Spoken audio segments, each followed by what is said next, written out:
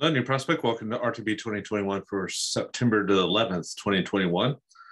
So this is obviously kind of a sobering day, the 20-year anniversary of September 11th, an event that really has changed American history and has shaped an entire generation of children and even individuals like us who endured that event. So it's a time of definitely of reflection, and pray that it'll be a time of healing for our nation as well as we move forward as a nation. But of course, we can definitely use this time as well to pray for peace in our world, to pray for the gospel to be able to go forth in places like Afghanistan and that region where Islam has taken hold in so many hearts and it has led so many astray. And so hopefully this will be a time for us to pray that the gospel go forth, and that 1040 window of nations where Islam is so dominant, and yet we know that the gospel is still alive and well there. So we can pray for safety for those who are there, for our missionaries, and we can pray for those who are seeking to further the work of God in those regions. So that said, our text for today, we've got 2 Samuel 6, then 1 Corinthians 16, Ezekiel 14, and then finally Psalm 55. I've got my Bible turned to 1 Corinthians 16. So when we camp there for just a moment, we've already talked about this passage obviously earlier in the year, so I'm not going to say as much on this as I typically would. This is typical of Paul. In his letters, he will give final instructions. He'll give something like a travel log where he's going to describe where he's going to go and what he's going to do, and those who are with him, like Timothy, and what they're planning on doing, Timothy and Apollos in this case. But he also uses this time to give some final exhortations. For instance, in verse 13, I believe it is. Yeah, verse 13, he says, "Be on the alert, stand firm in the faith, act like men and be strong." And to really feel the weight of those types of exhortations, to be on the alert and to stand firm and to be strong. You kind of have to put yourself in the situation of that church in Corinth. Not only you're facing a very difficult situation where you feel isolated in a very pagan culture, but you're also in a church that is struggling to live and exist in that culture, often bowing to the pressures of paganism around them. And so Paul is exhorting that church to do to live out a faith that is firm, that is unbending in the face of such pressures. And we I think can perhaps relate to that. Not that the church is so isolated here in America, but we do face pressures from the culture surrounding us, and so we too should be seeking to do the same, stand firm in the faith and be on the alert. Here, I think he's talking about being on alert spiritually for error and for through division and things like that within the church body. And then, of course, in verse 14, he hits on a theme that he's hit on really throughout. How is this church at Corinth that is so troubled going to be healed? How are they going to find the unity that they need in the midst of all the division and all the factions that they have within the church? Well, they're going to find that by pursuing things in love.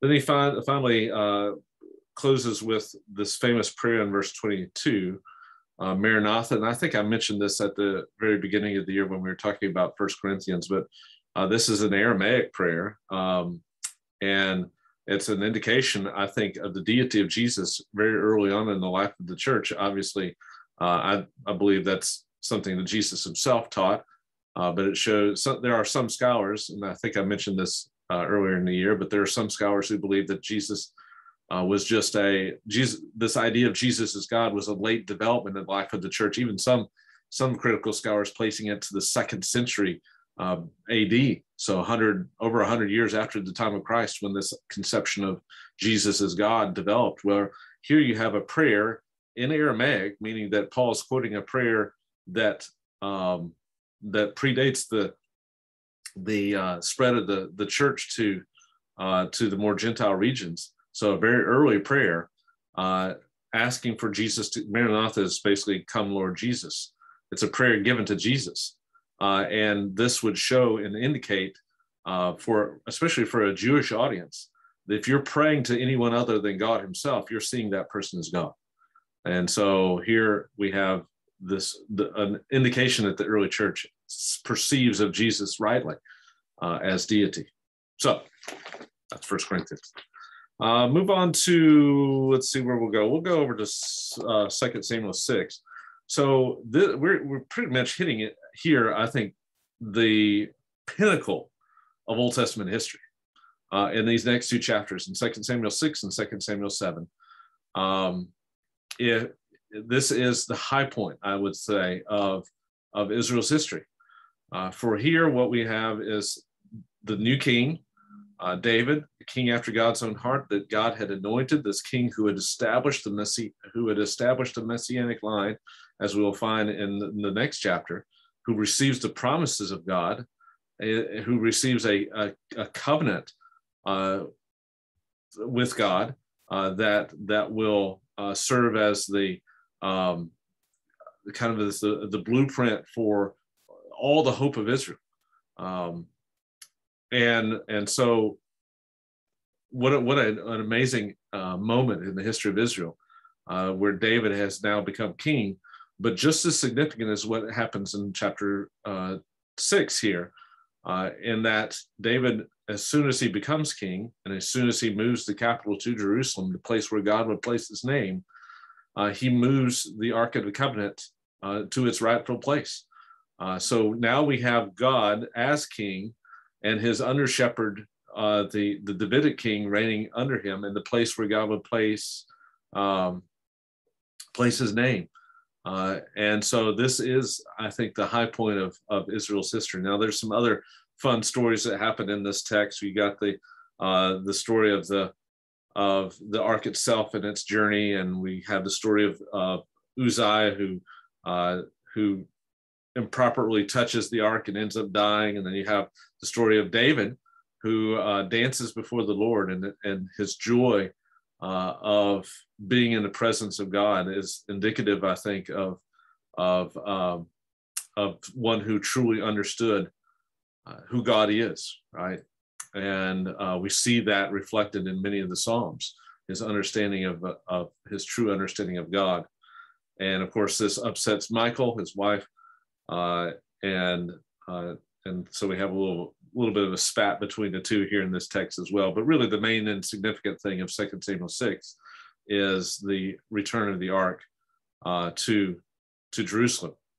And by the way, this is also a story told in 1 Corinthians 15, going into 1 Chronicles 15, going into 1 Chronicles 16.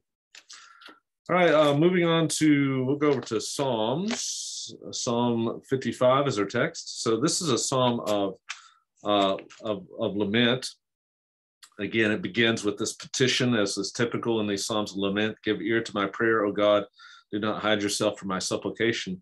What's interesting about this psalm, many times the psalms of lament will speak of enemies that are, external to the psalmist, that are perhaps foreign enemies, or enemies within the, if it's a Psalm of David, enemies within the palace, people that are known to be his enemies. But if you read through this psalm, what he bemoans is that this is not just any enemy. These are enemies who used to be friends. He describes in verse 13, but it's you, a man, my equal, my companion and familiar friend. We had sweet fellowship together and walked in the house of God in the throng. So whoever is attacking David in this case is one who is close. And perhaps some of you can relate to David, that oftentimes it is when we are wronged by those closest to us that we find the most hurt. And yet David does what I think what we should do in situations like this. He petitions the Lord, and in verse 22 he cries out for God to he cries out for anyone who is going through a situation like that to cast their burden upon the Lord, and he will sustain you. He will never allow the righteous to be shaken. Echoes there, of course, later on in 1 Peter, cast your cares upon the Lord, for he cares for you.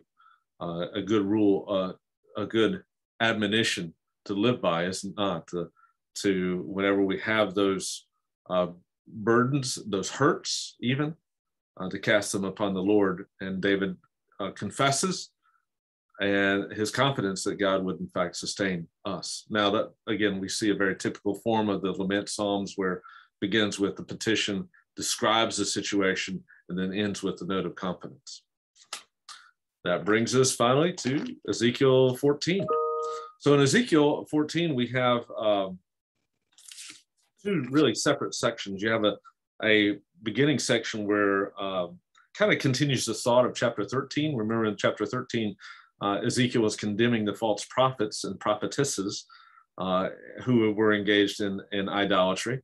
And here he's condemning the elders who are doing the same thing. I like the phrase that he uses here, that these are idols in the heart. And this is really where idolatry begins, isn't it? It's not that, just one day there's an idol in my office and I'm going to worship it. No, it begins within the heart, right? And then that heart causes us to ultimately create these idols that, as Ezekiel states, end up becoming stumbling blocks for us. And then in verse 12, we have a similar prophecy or dialogue that will recall for you guys, I think, an earlier account in the book of Genesis, where, if you remember that Abraham is petitioning God in the book of Genesis upon the destruction of Sodom and Gomorrah, that if any righteous person can, let me try to find some righteous people there, and if I find these righteous people, then you won't destroy it.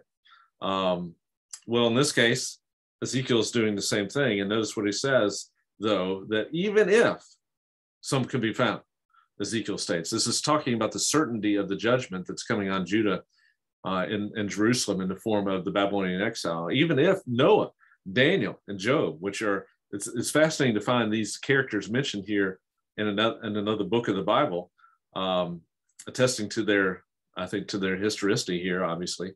But even if these righteous men, who are known to be righteous according to the scriptures, in fact, each one are described to be such in the biblical text, righteous Noah and Job being one who is righteous as well. In fact, let me scroll back over there to Job chapter 1. Where is it?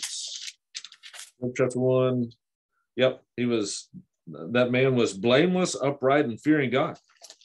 So Ezekiel says, even if they could be found, this would still not stave off the judgment. And once again, he mentions sword, famine, wild beasts, and plague to cut off man and beast from the land. Once again, those are those covenant curses. And so basically what Ezekiel is saying here is Israel's broken the covenant. Judah has broken the covenant. And there is no staving off the judgment of God that's coming in the form of the Babylonian exile. That's kind of a depressing note to end on. But I think there's, even in the midst of all this, there is that hope that we still have. And that hope is actually mentioned in verse 11. Thus they will be my people and I shall be their God. So even in the midst of the judgment, there's that hope for the remnant that God would restore them. And that we know that restoration comes when, as 2 Samuel 6 states, when that king that danced before the Lord, when his descendant comes and the true man after God's own heart, Jesus Christ, when he comes and he brings the restoration that we need. So September 11th, 2021. Hope you have a great rest of the day.